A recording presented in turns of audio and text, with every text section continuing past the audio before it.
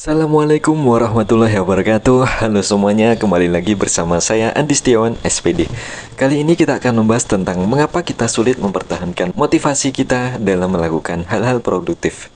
Motivasi adalah kekuatan internal atau dorongan yang membuat atau mendorong seseorang untuk bertindak, mencapai tujuan, atau melakukan aktivitas tertentu. Ini adalah dorongan psikologis yang merangsang perilaku dan mempertahankan keberlanjutan aktivitas. Motivasi dapat berasal dari berbagai sumber, seperti kebutuhan fisik, keinginan emosional, atau tujuan yang ditetapkan pribadi. Beberapa elemen kunci terkait motivasi meliputi tujuan. Adanya tujuan atau hasrat yang ingin dicapai dapat menjadi pendorong utama motivasi. Tujuan-tujuan ini memberikan arah dan makna pada tindakan seseorang. Selanjutnya, kebutuhan. Manusia memiliki berbagai kebutuhan, baik fisik maupun psikologis. Motivasi seringkali muncul ketika seseorang merasa memenuhi kebutuhan-kebutuhan yang dirasakannya. Lantas kemudian ada keinginan untuk pencapaian. Dorongan untuk mencapai prestasi atau meraih kesuksesan sering menjadi sumber motivasi internal yang cukup besar. Rasa pencapaian dapat memberikan kepuasan dan memelihara semangat. Lantas ada reward dan hukuman. Janji hadiah atau konsekuensi negatif dapat memotivasi seseorang untuk bertindak. Penghargaan atau hukuman dapat memperkuat atau menghambat perilaku tertentu dan juga mampu untuk mendorong motivasi dalam melakukan berbagai kegiatan. Lantas ada nilai dan keyakinan. Nilai-nilai personal dan keyakinan individu memainkan peran penting dalam motivasi. Aktivitas yang konsisten dengan nilai-nilai dan keyakinan seseorang cenderung lebih memotivasi dirinya sendiri. Kemudian ada keadaan emosional. Emosi seperti gembira, cemas, rasa takut, sedih dapat mempengaruhi tingkat motivasi kita. Misalnya rasa takut gagal atau keinginan untuk mengatasi ketidaknyamanan dapat menjadi pendorong kuat untuk melakukan suatu hal. Jadi yang menjadi motivasi. Motivasi dapat bervariasi dari waktu ke waktu antara individu. Penting untuk memahami faktor-faktor yang memotivasi diri sendiri atau orang lain agar dapat mengelola motivasi secara efektif dalam mencapai tujuan atau menjalani kehidupan sehari-hari. Mari simak pembahasan berikut ini untuk meningkatkan motivasi kita.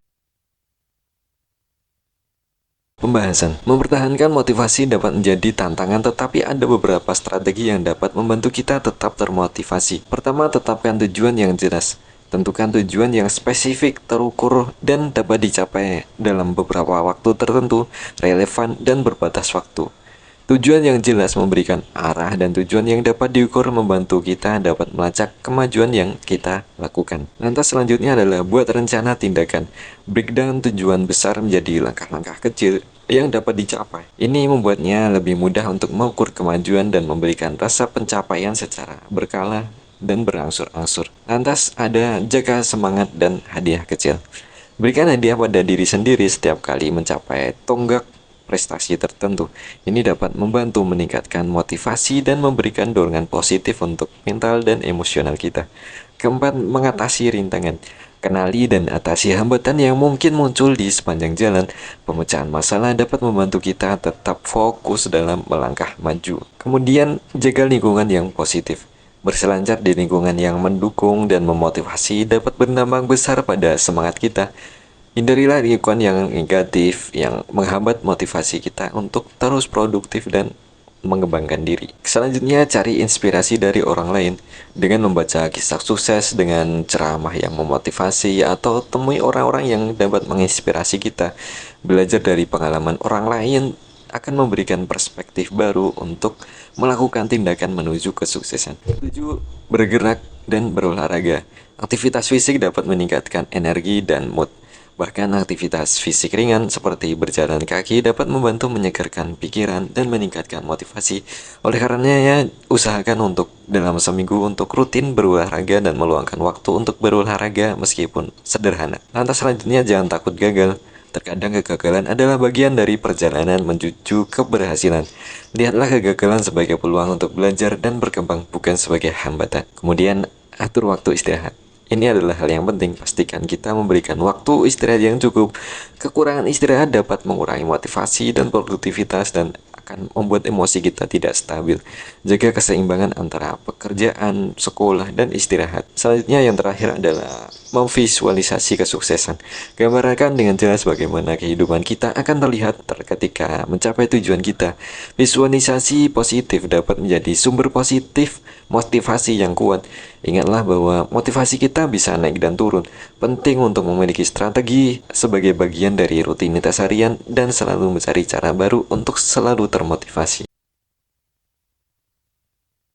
Kesimpulan, dalam konteks psikologi, motivasi mencakup kekuatan-kekuatan yang mengarah perilaku dan memberikan energi serta fokus pada pencapaian tujuan.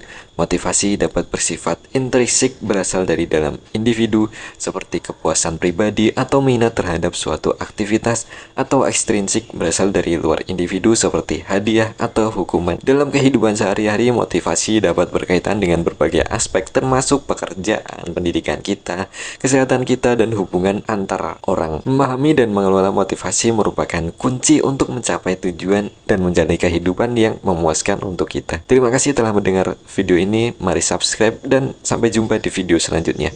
Assalamualaikum warahmatullahi wabarakatuh.